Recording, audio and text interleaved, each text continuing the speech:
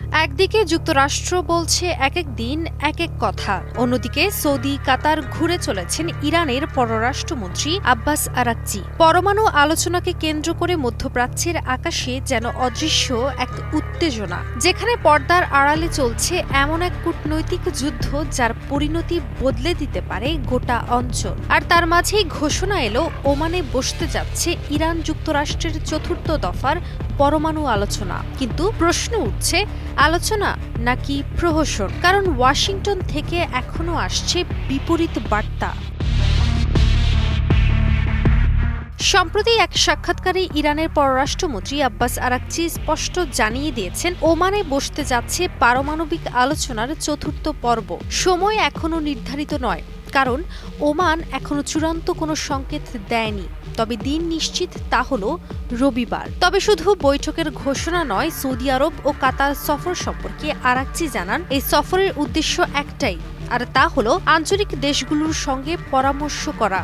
কারণ ইরান ভালো করেই জানে, পারমাণবিক চুক্তির ভবিষ্যৎ নির্ভর করে এই অঞ্চলের উদ্বেগ ও স্বার্থের ওপর। এছাড়াও এই পর্যায়ে এসে আরাকচি জানান, পরমাণু আলোচনার অগ্রগতি হচ্ছে, কিন্তু তার মাঝেই মুখ খুলেছেন আরেকটি গুরুত্বপূর্ণ বিষয়, আর তা হলো যুক্তরাষ্ট্রের দ্বিমুখিতা।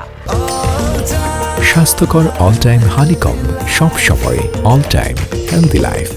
আরাকচি জানান, ইরান প্রথম থেকেই এক নীতিতে অটল, কিন্তু মার্কিন বার্তাগুলো যেন প্রতিদিনই বদলায়। বিশ্লেষকরা বলছেন, একই দিনে একাধিক বার্তা, কখনো আবার পুরোপুরি বিপরীত বার্তা দিয়ে মার্কিন প্রশাসন পরমাণু আলোচনার বিষয়টিতে বিভ্রান্তি ছড়াচ্ছে। কেউ বলছে এটা মার্কিন নতুন প্রশাসনের দ্বিধা, আবার কেউ বলছে এটি ট্রাম্প প্রশাসনের প্রতারণামূলক কৌশল। তবে এই দ্বিমুখিতা শুধু আলোচনার ভবিষ্যৎকে নয়, গোটা অঞ্চলের স্থিতিশীলতাকেও প্রশ্নের মুখে ফেলে দিয়েছে।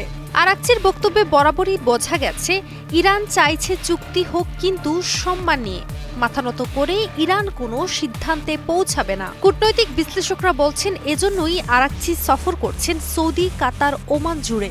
তারা চায় আঞ্চলিক অংশীদারিত্বের ভিত্তিতে চুক্তি হোক, যেন আমেরিকা আর ইসরায়েলের মতো দেশের স্বার্থ সর্বস্ব আচরণ আর চলতে না পারে। এই মুহূর্তে মধ্যপ্রাচ্যের ভূরাজনীতির কেন্দ্রবিন্দুতে দাঁড়িয়ে আছে ওমান। আমেরিকা বারবার বার্তা বদলাচ্ছে, তবে তা যেন তাদের সেই পুরনো কৌশল। কিন্তু ইরান ধৈর্যের পরীক্ষা দিয়েই যাচ্ছে।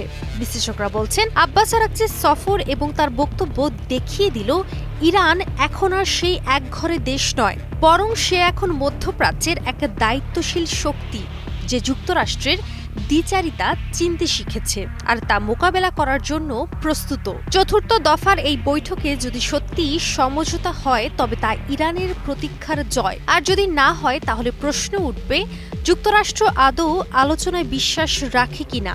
এটাই এখন দেখার বিষয়, চুক্তি না প্রতারণা, সমঝোতা না সংঘাত। ওমানের রাজকীয় মাটিতে কার চাল জিতবে? কাজী অহনা, নিউজ 24।